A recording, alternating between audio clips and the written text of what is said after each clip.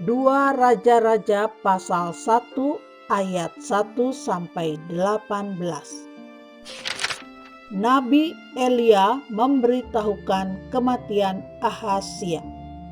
Sesudah Ahab mati, maka memberontaklah Moab terhadap Israel.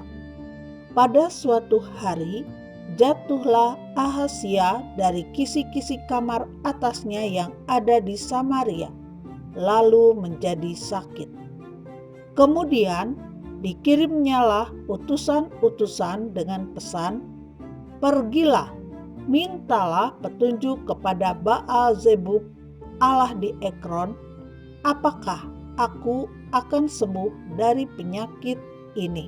Tetapi berfirmanlah malaikat Tuhan kepada Elia orang Tisbe itu, "Bangunlah, berangkatlah menemui utusan-utusan Raja Samaria dan katakan kepada mereka, apakah tidak ada Allah di Israel, sehingga kamu ini pergi untuk meminta petunjuk kepada Baal-zebub, Allah di Ekron?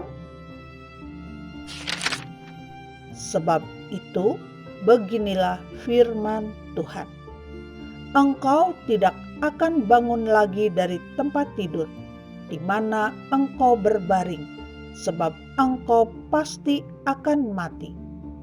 Lalu pergilah Elia. Sesudah utusan-utusan itu kembali kepada raja, berkatalah ia kepada mereka, "Mengapa kamu kembali?"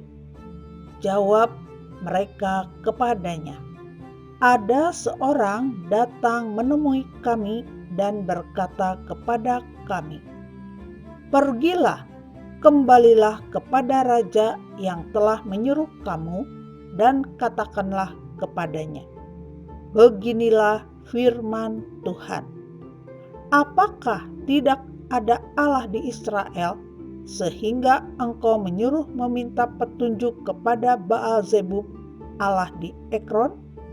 Sebab itu, engkau tidak akan bangun lagi dari tempat tidur di mana engkau berbaring, sebab engkau pasti akan mati."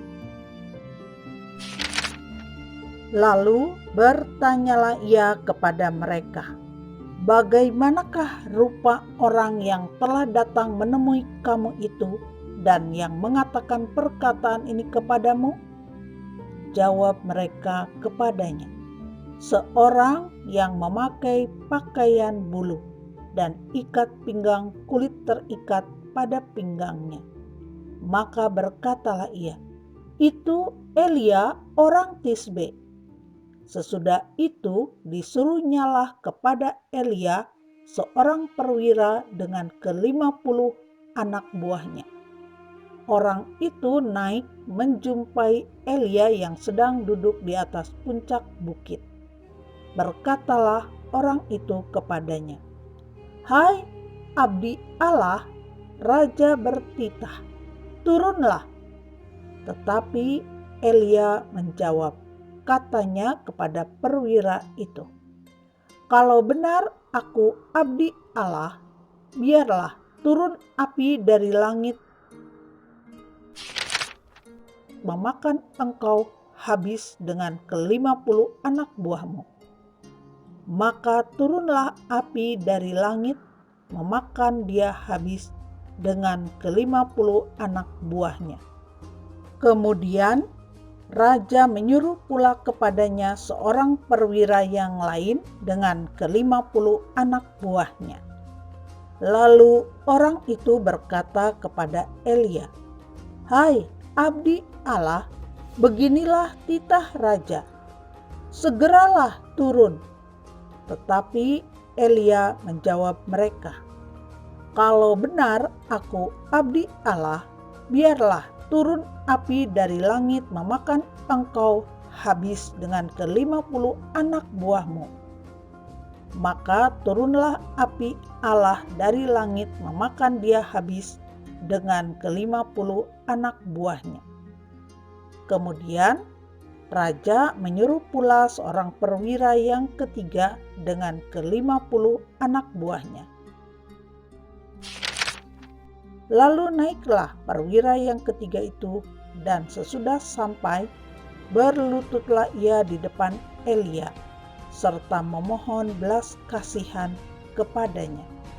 Katanya, "Ya abdi Allah, biarlah kiranya nyawaku dan nyawa ke-50 orang hamba-hambamu ini berharga di matamu. Bukankah api sudah turun dari langit memakan habis kedua perwira yang dahulu dengan ke-50 anak buah mereka?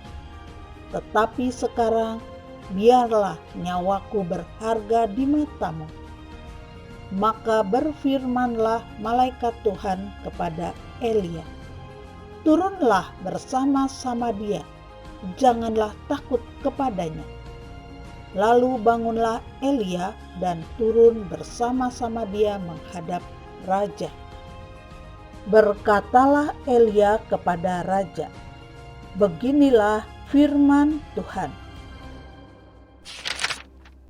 Oleh karena engkau telah mengirim utusan-utusan untuk meminta petunjuk kepada Baal-zebub Allah di Ekron, seolah-olah tidak ada Allah di Israel untuk ditanyakan firman-Nya, maka sebab itu engkau tidak akan bangun lagi dari tempat tidur di mana engkau berbaring, sebab engkau pasti akan mati."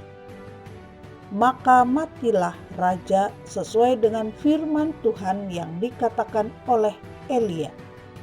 Maka Yoram menjadi raja menggantikan dia dalam tahun kedua zaman Yoram bin Yosafat, raja Yehuda, sebab Ahazia tidak mempunyai anak laki-laki. Selebihnya dari riwayat Ahazia, apa yang dilakukannya, bukankah semuanya itu tertulis dalam kitab sejarah raja-raja Israel?